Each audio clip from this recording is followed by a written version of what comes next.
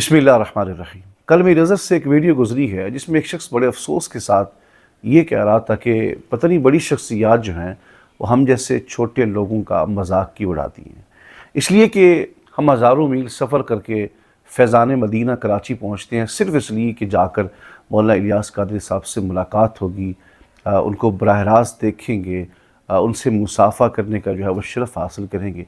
लेकिन जब आगे पहुँचते हैं पहले इतनी सख्त जो है वो चेकिंग होती है, हत्ता कि मोबाइल भी निकाल लिया जाता है, चाबियाँ भी, अंगूठियाँ भी, सब कुछ निकाल लिया जाता है। फिर मुकम्मल एक कंप्लीट जो है वो सिक्योरिटी प्रोसेस के तहत चेकिंग होती है। वहाँ पे एक परिंदा भी पर नहीं मार सकता। लेकिन जब हम अंदर पहुँचते हैं तो फिर मज़ीद अफसोस बढ़ जाता है कि हमने हज़ारों मील सफ़र किया। आगे जो है वो इलियास कादरी साहब एक छोटे से कमरे में बैठ कर गुफ्तगू भी फरमा रहे, ख़िताब भी फरमा रहे, यानी जो ख्वाब होता है वो अधूरा रह जाता है। लेकिन दूसरी तरफ उसके कहने का मकसद ये था कि इधर से हाजी हबीब अत्तारी साहब की साहबजादी की शादी हुई एक मैरिज हॉल में, वहाँ पे हज़रत मौलाना इलियास कादरी साहब तशरीफ़ लेकर गए। वहाँ पे सिक्योरिटी का इशू है क्या? यहाँ पे सिक्योरिटी का इशू नहीं था। वहाँ पे बंद कमरे में बैठे हैं, यहाँ मौलाना इलियास कादरी साहब ओपन बैठे हैं। तो मेरे ख़्याल में, मेरी भी एक राय है, मेरी नाक़िस राय भी हो सकती है, ये सवाल वाक़ई बनता है कि देखिए वहाँ पे आप किस तरह बैठे हैं, वहाँ पे मुरीदीन हैं, चाहने वाले हैं, मोहब्बत करने वाले हैं। आप टाइम बना लें, शेड्यूल बना लें, उसके मुताबिक थोड़ा थोड़ा करके जो है वो आप लोगों से मुसाफ़ा करें, उनसे मुलाकात करें।